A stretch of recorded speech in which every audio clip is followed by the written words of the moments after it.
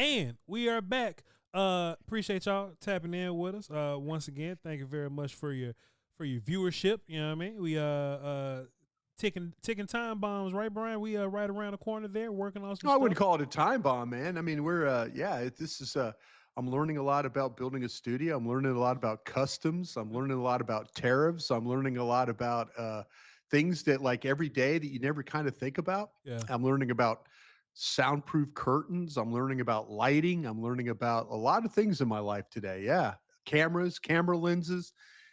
This thing, I ain't just showing up and doing a podcast, bro. This is going to have some quality to it. So we might not be worth a damn, but it'll at least look good. We'll look good not being worth a damn. How about that? All I can hope for, Bryan, is when I get up and do my film, that we have a camera angle that can get my shoes, because I got some shoes that's handmade from London being shipped to me. You know what I'm saying? I want people to see my tassel loafers from London. Well, good. We could do that. We can have like a Voch shoe cam. We could take one of the 4 cameras that we have and we can make it just shoe cam is what we can do. Get a wide angle, then we can zoom in. Yeah, there you go. Feel me? There you go. Yeah, excited about it. Man, I tell you what though, Bryan Broaddus, you know, we kind of touched on a little bit on the break, Bryan, but man, it's just a little different when we do it here at the house, here at the crib. Yeah. Here on the Doing All Right. I wanted to go back over Tyler Booker and maybe talk about him a little bit more. Sure. A little bit more in depth than what we did earlier. We knew of some of his deficiencies. You know what I mean? Yes, true. Hand fighting was some of it. A lot of people talked about the movement and things of that nature. No, when you mean movement, do you mean movement of pulling second level movement, or do you mean dealing with movement in front of him? That's a fantastic question, Bryan Broaddus. There was a couple times where he at right guard had to reach a 3-tech somebody on his outside shoulder, right? Right. And he'll pull, get there, and he had enough technique in him to where when the tackle didn't all the way get over, Bryan, didn't they teach y'all the little rip under and keep running with him? Rip under and keep running. Yep. You know what I'm saying? I saw Booker do that. I was impressed. I saw him pull twice. One time he pulled and kicked. The end played it perfectly. He crashed down, played it perfect. But he did pull and get there. And another time he pulled and wrapped. And I think it was Deuce that got the ball going wide. It was somebody. But he pulled and logged and pinned that end inside. Right? And then somebody ran off of him. I was encouraged there. And then I just wanted to see him do what he does best. And if Booker can't wrestle and be strong, then we got a problem. You know what I'm saying? But he was able to wrestle and be strong. And it was good to see that. I also saw him hand fighting a little bit, Bryan Broaddus. That was good. I also saw him a bunch picking up stunts. You made a really good point. And I didn't think of it this way because sometimes when I'm watching film, I have a certain thing that I'm looking for. So if I'm watching like a stunt, a gap exchange in Booker context, I ain't worried about Hakeem Adeniji missing. Right. But you did bring up today that there was a couple times to where it didn't go perfect. The 2 guys didn't go perfect because maybe Hakeem missed, maybe Bass missed. Right? Yeah. But Hoffman missing too. But I feel like Booker didn't get turned. Yeah. And I feel like Booker didn't run backwards and say, watch out. You know what I mean? Yeah. So just from a first game debut perspective, I think Tyler Booker did all right, Bryan Broaddus. Yeah, no, I like what you're saying there, and I totally agree. One-on-one, he is for real. The gap exchange stuff, the passing of stunts, there is going to be a time where he learns how to take his man and shove him all the way over to BB, you know, or he's going to, and it's going to be a lot cleaner when it's Smith, BB, Booker. People, if you start running inside games on these guys and stuff, and they show that they can pick them up, people won't run inside games anymore. Yeah. They'll stop. If all of a sudden Booker or Smith is just shoving that guy to BB, and then BB's like shoving that guy to the next guy, and then they're like a little wall, and they're picking these things up. The pass that went down the field, the pass that Mingo caught, the beautiful reception that he had was a gap pass is what that was. And all 3 of the guys, and it's a couple backup dudes, and, you know, they were just trying, they were kind of, you know, they kind of were getting it taken care of the best they could. But it's going to be a lot cleaner. And as he sees more of that, because people are going to learn playing against Smith, Beebe, and Booker, you just can't push rush them. Right. You're going to have to move. If you want to affect the middle of the pocket, you're going to have to find ways to move with these guys or move them. And the more work they get on playing those blocks, the better off. And they will run people out of trying to do twist game stuff inside on them. Yeah. They will absolutely do that. Just watching them, Bryan. And I don't know how much you got to feel for the Ravens, but 97, CJ Okoye. And I'll tell you what, John Jenkins is a load to deal with too, number 62. The boys can play, Bryan. They could play a little bit. They've got some big guys. And matter of fact, on the pregame show, Jerry Sandusky, who is the play-by-play guy for the Ravens, I was talking to him about Okoye because there is some thought that maybe they're really, really, really, really deep at this defensive tackle spot. He's 6'7". Yeah, he's the guy in there, number 97 right there. Yeah, that's him. No college football, by the way. Wow. That guy's just straight ass whoop, African descent and all. Yeah. But but they might be in a point where they have too many defensive tackles, and he might be odd man out. So look at that. I mean, they kind of had to hold him there a little. Once they grab him in the back, look, Bryan, big fella. So look, Bryan. Earlier, what I was saying, this is what I meant. You're watching Booker. I see what you're doing here. So Book gets to 97, right? And look, he didn't get all the way across, but he did rip that right there. He did rip that arm under right there. Yep. But, and there it allows the cut. Yep. Allows the cut right behind him. BB steps and gets to the second level and deals with Simpson. I was happy about that. Well, shouts out to BB because Broaddus didn't always do it. But Bass, what I mentioned earlier, like Bass didn't always get around. You see what I'm saying? So he was on that far back hip is what I was saying earlier, Bryan. See, this is the difference between playing Tyler Smith and playing TJ Bass. And nothing against TJ Bass, but that's a tough block for him to make. Whereas where Tyler Smith is a little bit more, he's able to get that shoulder inside and kind of hook that guy and turn back on him. But that's a good example. But talking if you're listening to I'm sorry, I kind of turned it into two things. I've turned it into Ravens defensive tackle surplus, and definitely keep an eye on what they're going to do because they feel like that they've got guys that there might be a guy or two that they have to put on the street that's pretty good. But I love what I saw from Booker in this game. I will say this, if you try and rush him down the middle, you're not going to get there. Just not. And you have to kind of put him on the move, and he'll get better at dealing with. There was a couple times in practices that we watched, and maybe you weren't there yet, but there was a couple times where a Solomon Thomas and an Osa get him because of a quick, just an initial, like he sets, but then they're to the shoulder, and then and he kind of hands miss, and now they're around him. But that only happened like a couple of times. It's not like an every rep occurrence. Yeah. I just asked my Ravens guy about CJ Okoye, Bryan. So there you go. One of my sources. I did. I mean, you know what?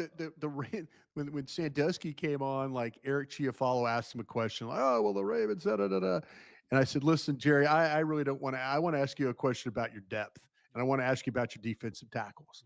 And he's like, "Oh, okay." He kind of answered the question without really giving a lot away, but then off air, he told me, he goes, "They might have to put a couple of guys on the street that are pretty good." You need to keep an eye on them. Yeah. look, running backs too, Bryan Broaddus, because the Ravens will whoop ass at running back, and Henry and Justice Hill ain't even playing. Yeah. So Well, matter of fact, it's funny you say that because he was Jerry was even talking about this. He's like, he goes, there's a guy Keaton Mitchell that got hurt, and Keaton Mitchell got hurt, and Jerry says if Keaton Mitchell doesn't get hurt, they might go to the Super Bowl. I mean, and I'm like, I'm looking at Keaton Mitchell. I'm thinking, okay, I'm looking at their depth chart right now. It's Hill, to Ernest Johnson, who had 62 yards rushing the other day.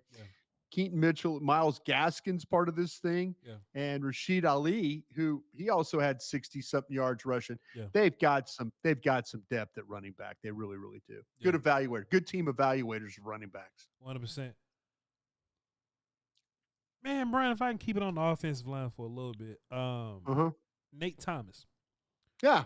I mentioned earlier he's a lot more athletic than I thought. I saw him get out on one of those movement plays. He got his ass out there, Bryan, bro.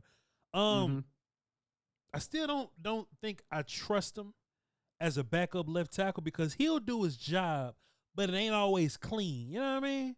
Like it's I think it's a lot of leaning, a lot of overextending sometimes. And I think if he goes against better dudes, he might find himself in trouble there. But that's just my own eye. What you think about Nate Thomas? How he played? I think it was fine. It wasn't pretty. Just him moving forward as the backup left tackle guy, and whether you need him or not. What you think about him?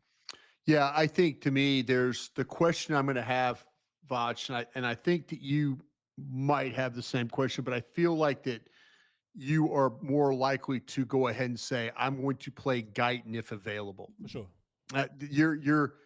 I think that Nate Thomas has been good, and to be really honest with you, he surprised me how well he's adapted to the job. Sure. I thought he was a guard. Yeah. I thought he was a guard. He looks good. He is he's not a sloppy looking guy at all. And the footwork and the power and stuff could be really kind of impressive. Yeah. What will happen to him is he'll get into a game and then there'll be a lull to his play where all of a sudden it's good rep. And then you're like, whoa, what just happened? Yeah. A guy runs by him or he doesn't, he needs to maintain that level of concentration for 65 plays. It's hard to do. It's hard to do for a young offensive lineman, but I feel better. And I am a Awesome Richards truther. I'm saying I'm the awesome. Nate Thomas has shown up better at tackle than Awesome Richards has. Yeah, and good for him. Yeah. But they're going to have to make a decision of Guyton, no practice, play, or just run with Nate Thomas and see how that plays. I would feel okay with Nate Thomas playing because he's got the reps.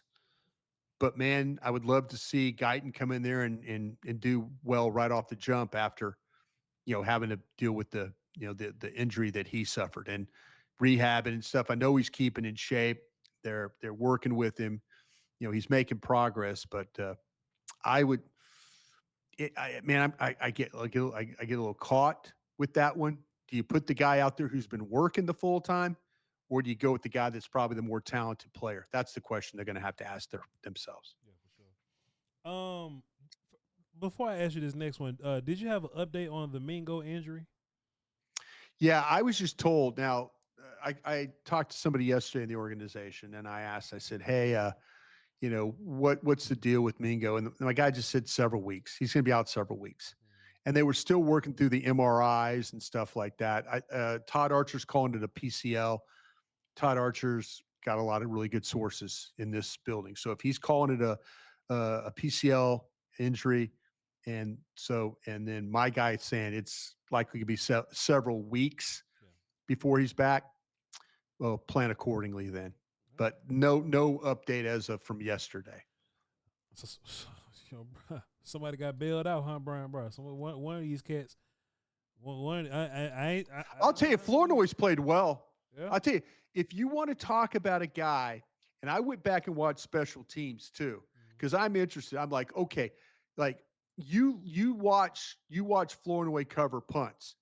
He could beat double teams. He had a kind of a feel if he made a couple of coverages where he went beat a double team on the left side, at the line, they're trying to hold him up. He wins and he's down there covering, fair catch. Good for him. He's in position. They use him as a blocker. He did a really, really nice job working as a double team blocker. Tolbert was on the other side. Flournoy gets a block. Tolbert gets a block in the back. You can't have that kind of stuff. But the guy that's showing up that I noticed in that game for the wide receivers that are playing special teams is Flournoy. That if you're asking me, hey, which one of these wide receivers can be that guy that can be the fifth or sixth guy, but also play on special teams if he's active? Flournoy's got a feel for this thing. That might be the difference between what they're trying to or what they're going to be able to do. We'll see, but it's Tolbert, Mingo, with Mingo being out now some weeks. What does that do with Holden? Holden didn't have the game he had against the Rams, but I'm just telling you, man, Flournoy keeps showing up. At least the last 2 weeks he has shown up. I can't evaluate none of these damn wide receivers, Brian. You know me, I can't. Flournoy has actually, there have been routes where Flournoy has run really good routes. Yeah. I said this on the break, and I'll just say it again for our audience here. The Flournoy, we would be talking about Flournoy completely different in training camp this year if the last 2 games Joe Milton wasn't, his accuracy didn't struggle throwing him the ball. Sure. We would be talking about, well, what about Flournoy? Well, we do the same with James Houston. You did it on the break. Well, what about James Houston? Does James Houston have an opportunity here? We'd be talking about Flournoy in that he's showing up. He's showing up. And unfortunately, he has had some really bad luck with some poorly Joe Milton passes where he has been open and Joe just can't find him. Why do you think we didn't run the ball as much, Brian? And I thought they were going to try and do it with Sanders in the game. I thought they were really going to try and do that too. But let me ask you this, Voch. Do you feel like Sanders saw the front very well, or saw the holes, or saw the scheme, or read the scheme very well in that game? I think Sanders trusts his feet more than he trusts his eyes. Yeah. There were a lot of times. God, man, he might not make this team. There are a lot. I'll tell you this. I'll tell you this though. Let me throw one at you. Yeah. Let me throw one. I was talking to a guy this morning about this on between trips. Guy said he thinks Phil Moffitt's going to get cut. Does he? Well, I wonder if he thinks that because Moffitt's the 7th round pick, and maybe the Cowboys would see it as nobody else would take him from the practice squad or whatnot. Like they wouldn't poach him. I just that they want to go. It sounds like to me it's going with veteran guy. They're going with the veteran guys in blue, and I include Hunter Lipke in this thing too, by the way. But it seems like that would that be a mistake? And I know I could see our audience right now. They're losing their damn minds. Okay. Like, why would you keep Sanders? Why would you keep Sanders? Why would you keep Sanders? And I wonder if they just want to go with the veteran group and they think that they can get Moffitt through just because it's a position that there's a lot of. That I think Moffitt has played well. I'll tell you this. He's playing a lot better than the scouting report I had on him coming, on the draft show. Yeah. I think this thing revolves around Jadon Blue. I've said that before. And I think by the time we get to the middle of the season, Jadon Blue will be the feature guy. Maybe not bell cow, but he'll be featured, I think. I think the Cowboys are going to keep one veteran back, not both. And I don't think they're going to cut both. I think they're going to keep one of them. It seems like they like Javonte a little more than Miles. Seems like that's the case, yeah. So that's 2. I think Lipke is way too involved. Tight end, fullback, he's the motion and shift guy. Special teams, I think Lipke's way too involved. Yeah. So that leaves you with Miles Sanders, Phil Moffitt, and Deuce Vaughn, which I don't think Deuce is going to be here. No. And then you have Malik Davis, who was literally less than a 7th round pick. He was on the street last week. So they're not going. He's probably practice squad. He's fine. He's good to go. Nobody's gonna take Malik from you. If it was up to me and you carrying 4 backs, and Lipke's the 4th one, I would say that you have to keep Moffitt. I would say that Moffitt shows you a little more than Sanders has. I guess we just got one more game to see. I felt like that it practices the 10 or the 8, excuse me, practices, 9 practices that I watched, that Sanders and Blue had that they were showing more explosiveness. Yeah. It was like I was thinking like, okay, because I didn't see the explosiveness from Williams. I saw the catching ability and I saw the steady running and stuff, but I didn't see the explosiveness that I saw with Blue. And that run he had the other night when Sanders hit the gap the right way, it was a chunk run. Yeah.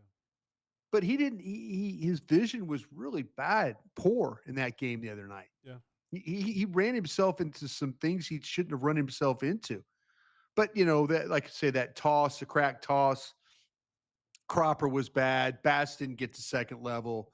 There's a lot of things that killed that play. But I kind of felt like it was going to be Sanders and then Blue and then Williams would be the third down back. I did not see Moffitt in the equation. That's how I kind of coming out of Oxnard. That's what I thought. But now I don't know. Maybe it's Williams all the way and then Blue. And then if it's Moffitt, or if Moffitt proves that he can run tough and then also blitz pickup, which he's showing some complete back traits, which is surprising in a good way, then there's probably no reason to keep Sanders. But I don't know if they'll do that. I don't know if they'll do that. Because I got a vibe talking to this guy that we'll see about Moffitt. We'll see. And I'm like, oh, okay. Bryan, would you get the feeling that Jadon Blue is the only of these running backs? Listen to me. Jadon Blue is the only of these running backs that cannot get cut or else they'll get picked up by another team. I don't think nobody want Miles. I don't think nobody want Javonte. I don't think nobody want Moffitt. Nobody damn sure want Malik. I don't think nobody take Deuce from you, Bryan. That's how I look at this right now. I think Blue would be the guy unless somebody feels like, well, Blue's just not an every down player. The people at Texas will tell you he's not a 25 carry a guy. Sure, he's not one of those. He's 15 carry. Yeah, but damn, the 15 carry you might hit a home run. Bryan, Jay Toia. Yeah, I'm actually gonna do a film session on him today. I think you're gonna like what you see. Yeah. I think you're gonna like what you see. On the break, you just say flat out start him. He got the size and all this kind of stuff. Go ahead. Got the size and all this stuff. Are you saying that even when Solomon Thomas is here to play for you? Because look, Solomon Thomas playing A-gap was a shock to both of us.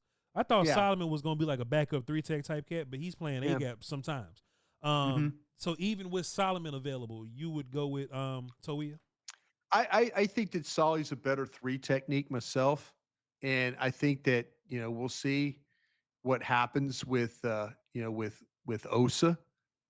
Osa will get things going, hopefully. I'm starting JT just because that is a big body guy that has proven to me that he can hold up blockers. He can play with some power in the middle. He's strong. He can give you some push. He's not going to get sacks. But what he's going to do is he is super active for a man that's that big. And I think that Winfrey has done a great job. Don't get that twisted. I think Winfrey's done a great job, and I think Winfrey deserves an opportunity.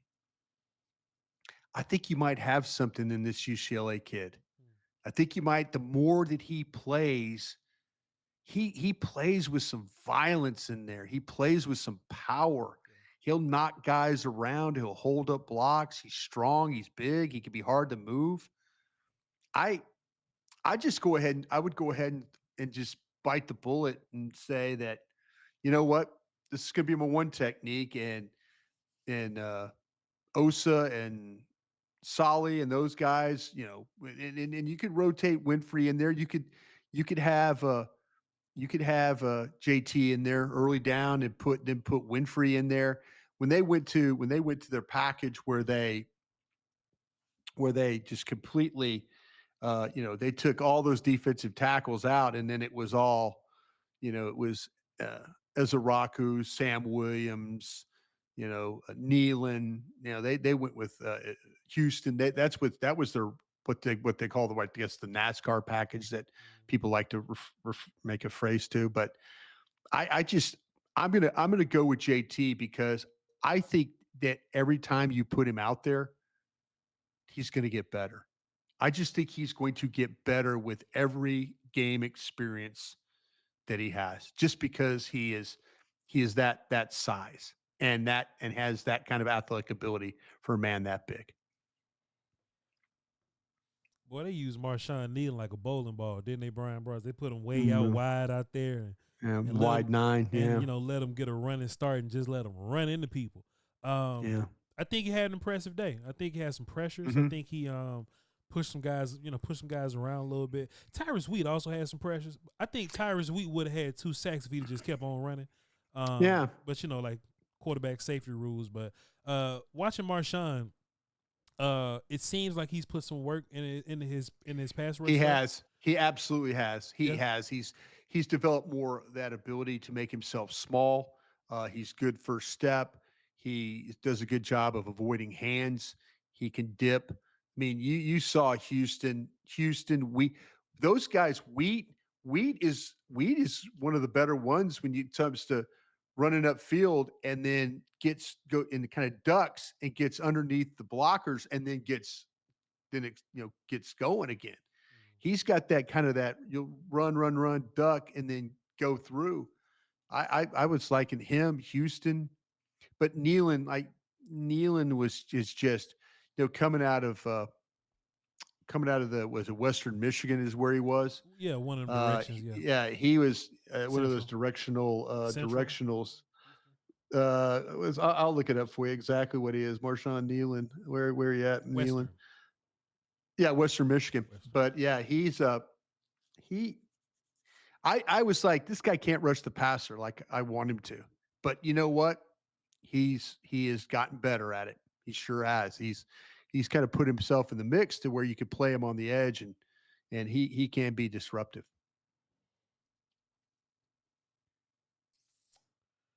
I mentioned earlier, Brian, that I thought James Houston was playing much better than Peyton Turner, and that He he's is. possibly taking his job. He is. He is. Brian, Yeah, I he think is. James Houston is flashing a little more than Sam Williams also. But maybe Yeah. maybe I'm off a Yeah. little bit on that. Brian, does that kind of fit your eye? Yeah. Does it not, or is it just my eye? No, it's not. It's clearly if you where Sam Williams can do things, and you look at the very first one of the very first plays that they had on defense, and it's this run defense. We're going to talk about fits and where linebackers and defensive linemen, it's not going to be toe to toe, and you're going to be, you know, showing power at the point of attack. This is going to be about movement. It's going to be about fits, and you can see it against the Ravens. That one of the early downs, they had a really good fit across the board, and that was Sam Williams. Like he did what Tank used to do: anticipate, knife down inside. So he beats the tackle, then he beats the tackle inside. Now the back's having to kind of spill it. Clark gets the outside, Sanborn over the top. There's just nowhere for Ali, the back, to run. And that's kind of where Sam will make that type of play, and then Sam will get obliterated on an edge play, like a crack toss or something. Like he'll play really tall, and then he tries to do something and he gets caught.